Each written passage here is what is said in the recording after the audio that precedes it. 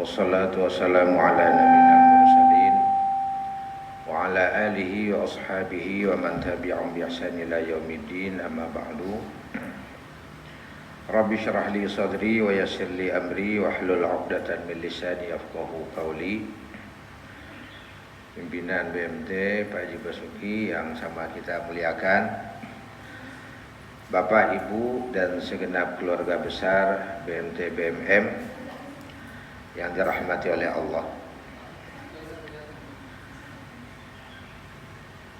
Tadi ketika dibacakan dan disampaikan oleh MC, kita mulai dengan membaca atau tilawatil Quran. Kemudian yang dibaca tadi surat apa, Bu? Al-Ma'un. Saya persis yang akan saya kaji itu surat Al-Ma'un. Padahal gak janjian lah. Gak janjian. Temanya juga ada surat Al-Ma'un, enggak? Oh, temanya surat Al-Ma'un. Oh, gitu. Saya malah gak lihat temanya. Temanya surat Al-Ma'un ya? Oh, tulan aja berarti, Pak. Alhamdulillah, ya, surat Al-Ma'un ini kalau diibaratkan dengan Bank Indonesia, nggak tahu apa masih mengeluarkan untuk mengetahui tanda ciri uang upas. Dulu tuh kayaknya 3 ya. Dilihat, diraba, diterawang. Iya, dilihat ya. Dilihat. Apa ada tambahan lagi yang lain? Enggak, masih itu. Hah? Dilihat, diraba, diterawang. Sebagus apapun ketika kita mendapati selembar uang, saya nggak tahu kalau di mesin itu ketahuan lah uang palsu. Kalau kita dalam satu gepok, satu ikat, 1-2 lembar dikasih uang mainan tuh, kehitung, tetap dihitung 100. Gimana Pak Haji? Yang biasa bagian ngitung-ngitung gimana? Tetap terhitung lembarnya 100. Cuma nggak tahu kalau itu ternyata uang palsu. Tahunya kalau sudah dihitung ulang dengan tangan. Ada yang setelah diraba, kok kayaknya lain, kok licin. Setelah diterawang, kasih lampu lagi, baru ternyata memang palsu. Jadi untuk lembaran uang yang kita pakai sehari-hari, kita tidak ingin, apalagi ini lembaga berkaitan dengan keuangan, ada mendapatkan orang nabung dengan uang palsu, orang nyetor dengan uang palsu, orang nukar dengan uang palsu. Bentuk kehati-hatian kita. Kita tidak akan terpengaruh dengan bagus dan banyaknya. Kenapa? Karena dia palsu dan itu tidak akan berlaku. Dalam hal produk pun juga ada produk yang palsu. Maka dari pihak produsen memberikan kriteria tanda ciri produk yang asli. Entah logonya, entah hologramnya, entah kalau dia dari kemasannya itu akan nampak mana yang aspal dan mana yang asli. Untuk itulah di surat Al-Ma'un Allah Subhanahu wa taala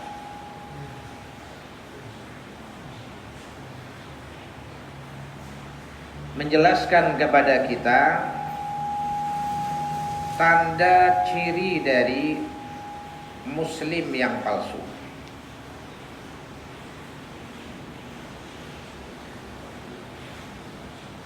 Apa tanda ciri muslim yang palsu? Yang pertama, ketika Allah mengawalinya, ara'aital ladzi yukadzibu biddin.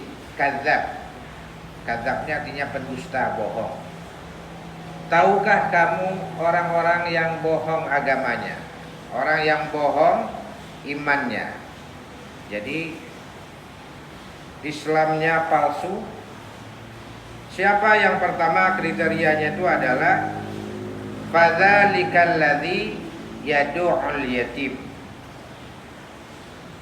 Yang pertama adalah orang-orang yang apa begini?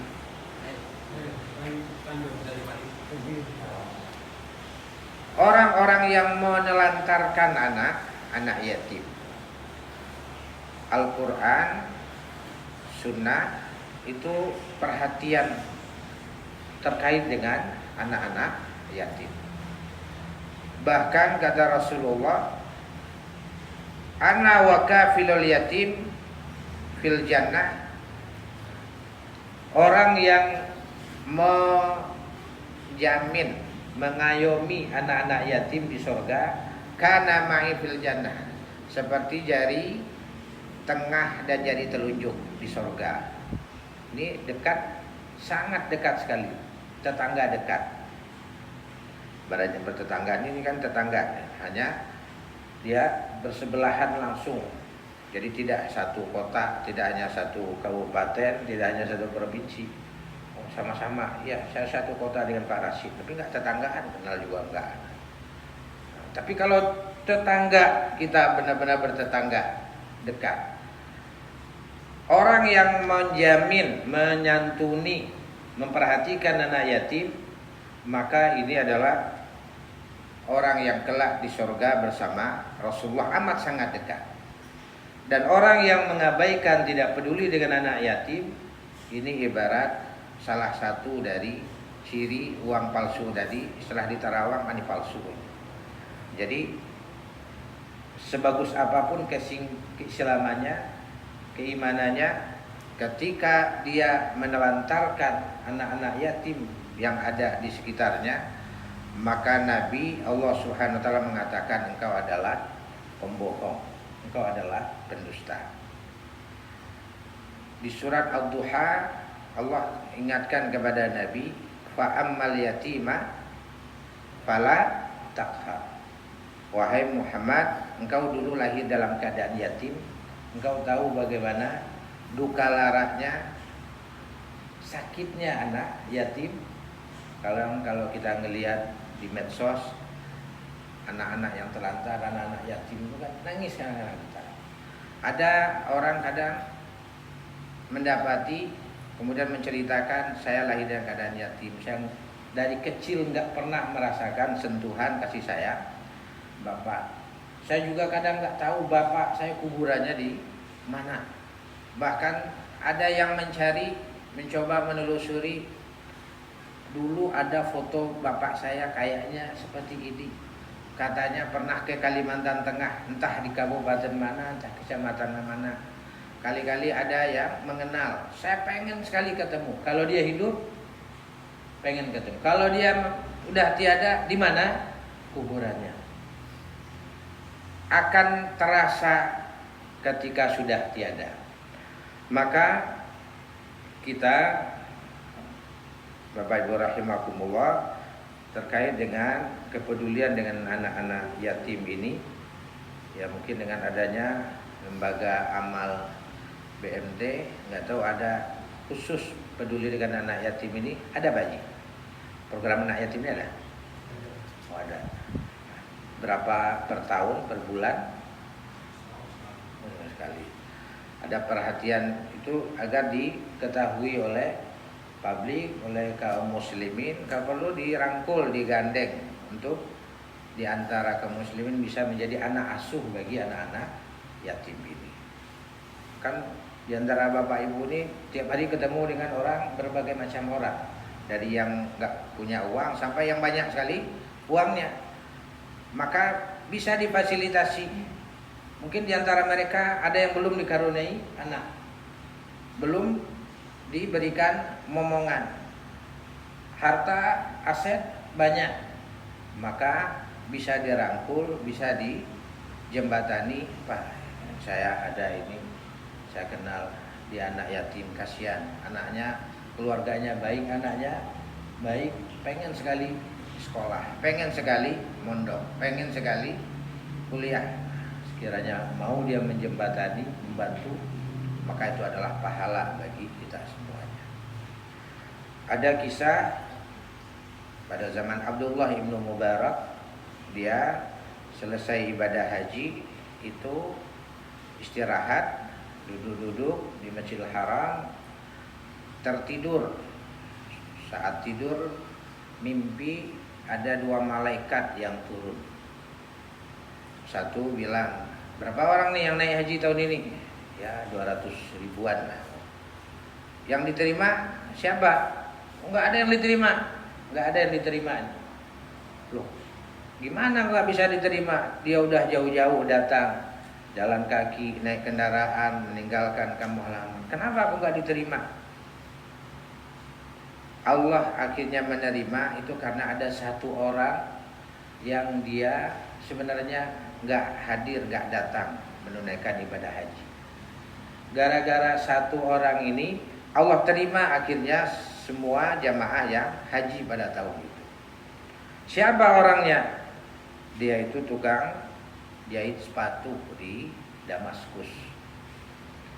Maka seusai mimpi dia bangun. Biasanya mimpi ulama orang soleh itu jadi pesan, jadi isyarat. Sebagaimana mimpi para nabi juga itu menjadi isyarat, pesan. Nabi Ibrahim mimpi, Nabi Yusuf mimpi. Abdullah bin Mubarak berkemas-kemas, pergilah dia ke Damaskus, Suriah sekarang, mencari orang-orang yang tukang jahit sepatu. Dia tanya, ada yang kenal namanya ini enggak? Kemudian biasanya sesama tukang sepatu tuh saling mengenal. Oh, di kota sana Pak.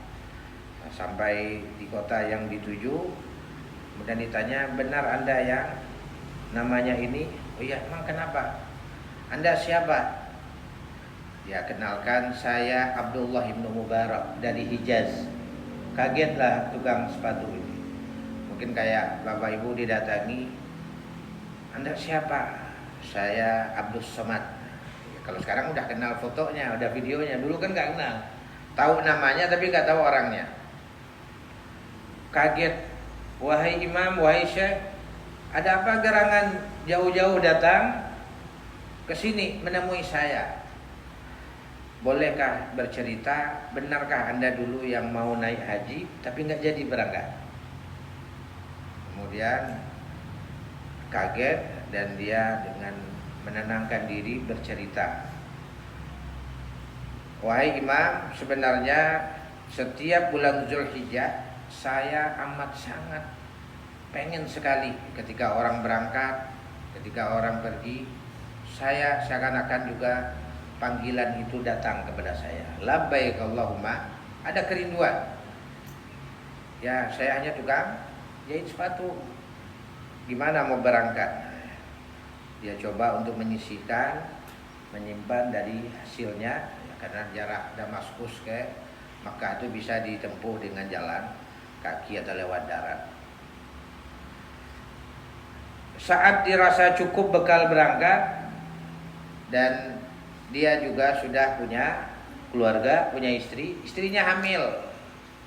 Hamilnya ngidam. Apa ngidamnya? Tetangganya lagi masak, aromanya yang sangat semerbak, yang apa? Tercium di sekitarnya.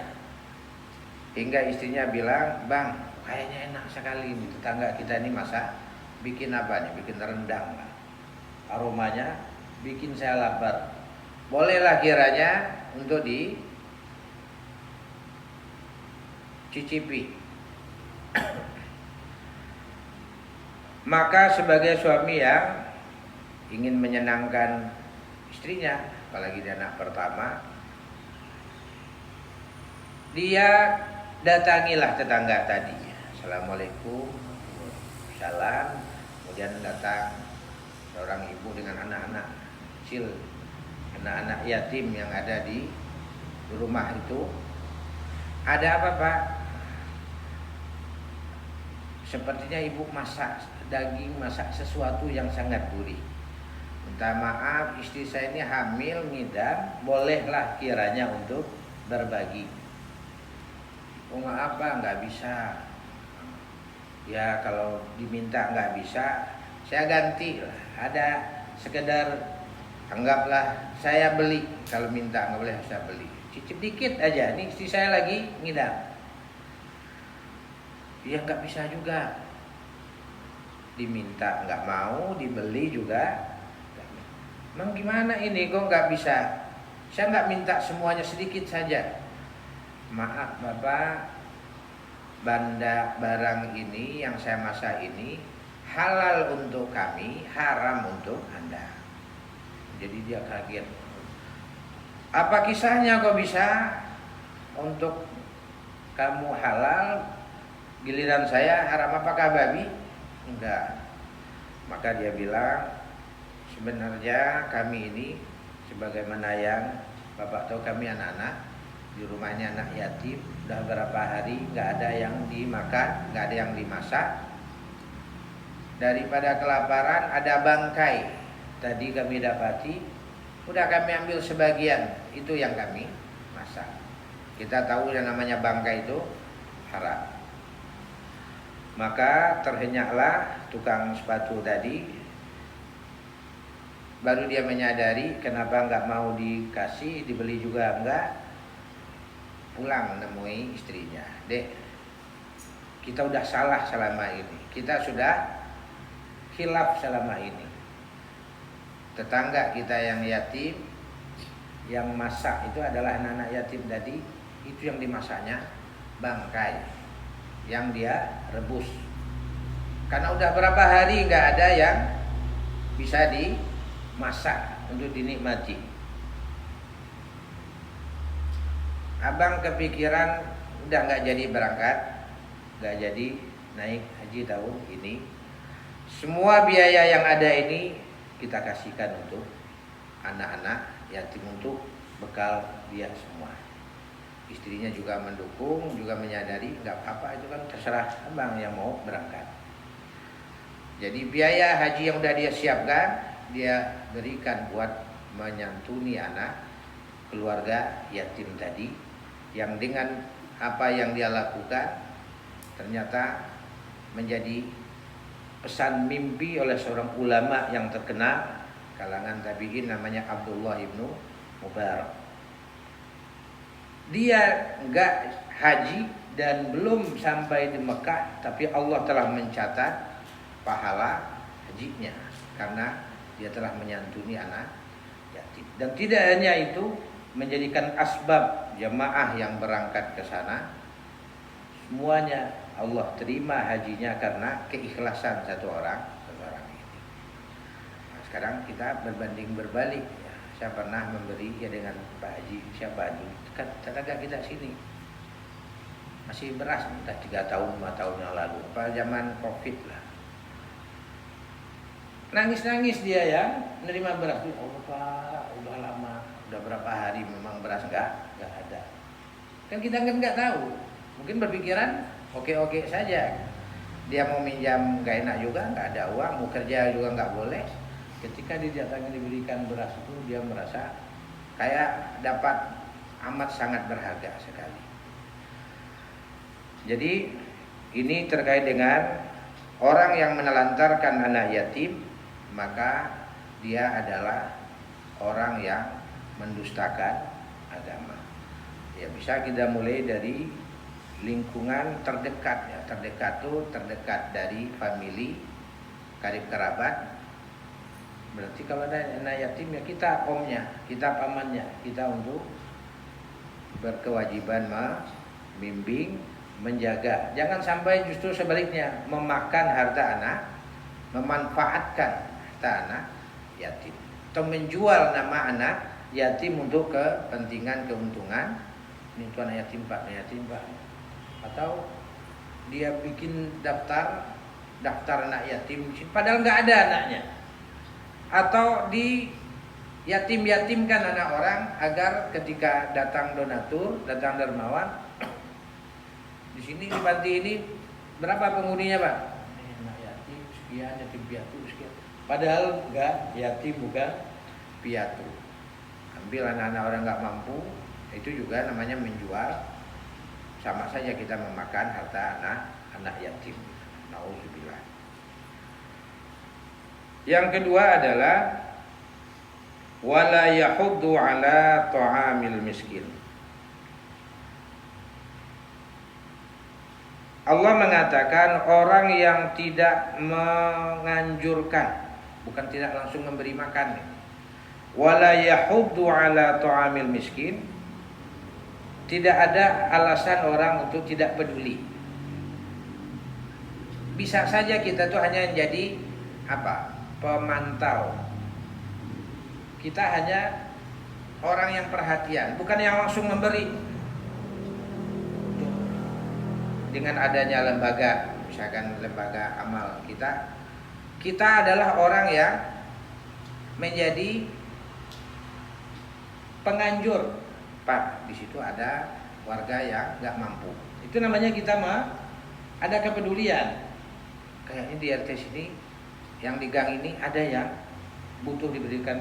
Bukan dari kita yang bantu. Kita menganjurkan kepada orang yang mampu atau lembaga yang ada. Kalau memang ada berbagi, tolong yang di gang ini, tolong orang ini diperhatikan. Masa itu saja tidak mampu. Kalau memberi, taruhlah dikatakan untuk kebutuhan makan sehari-hari susah, bagaimana mau ngasih makan. Tapi pemantauan, perhatian kita, masa kita gak perhatian dengan saudara, keluarga, masyarakat kita. Maka orang yang tidak peduli urusan makan, wala yahuddu ala ta'am. Ta'am ini kan makanan. Ini namanya bahasa Arab ta'amun, makanan. Orang yang tidak peduli dengan makannya orang miskin, itu adalah tanda orang-orang yang palsu agamanya. Jadi dalam urusan kesejahteraan, kemakmuran itu adalah urusan to'am, urusan perut. Kita bekerja siang malam, hujan panas, kan urusan makan. Orang melakukan apapun saat yang baik-baik gak bisa untuk diperbuat, akhirnya melakukan kejahatan, urusan gak ada lagi ini Pak. Ini anak butuh makan, anak butuh susu, ini gak bisa lagi, akhirnya dia merampok, mencuri. Itulah kenapa dikatakan ketika urusan makan ini selesai, bisa terperhatikan, maka itu bagian dari salah satu bentuk kesejahteraan.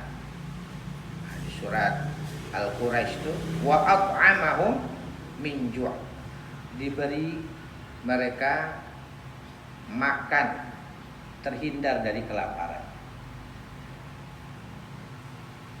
Maka kata Rasulullah sallallahu alaihi wasallam, di antara bentuk yang mengantarkan kita ke surga adalah wa it'amut ta'am, orang yang suka berbagi makan.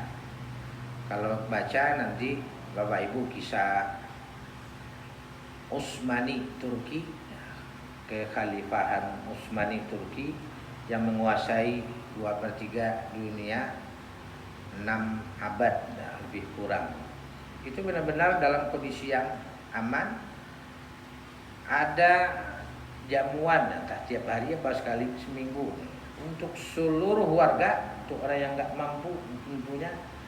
Ada kawasan yang di situ terhampar makanan-makanan yang enak. Silahkan semuanya untuk menikmati dan mencicipinya. Mungkin bisa kita lihat saat Piala Dunia kemarin di mana? Qatar lah. Baru pertama kali kayaknya di negara Arab. Iya kan? Selama pesta Piala Dunia baru pertama kali di negara Arab yang semua maniak-maniak bola, pecinta bola yang selama ini bola identik dengan kekerasan, dengan hura-hura, mabuk-mabuk, ini mereka terkaget-kaget mendatangi negara dengan kemakmuran, dengan kekayaan, disambut oleh anak-anak dengan jamuan, makanan, minuman yang tumpah ruah yang enak-enak, gratis semuanya. yang itu belum dan tidak pernah didapati di piala dunia manapun yang pernah terjadi selama ini. Apa yang memotivasi itu semua? Karena memang umat Islam itu gemar dan senang memberi makan, senang untuk berbagi. Jadi saking senangnya untuk berbagi ini, ada kisah pada zaman Nabi, seorang ayah menaruh sedekah di masjid. Tujuannya untuk orang yang gak mampu. Ternyata yang ngambil anak atau keluarganya. Sampailah berita kepada Nabi, saya ngasih bukan untuk kamu, kok kamu yang ngambil?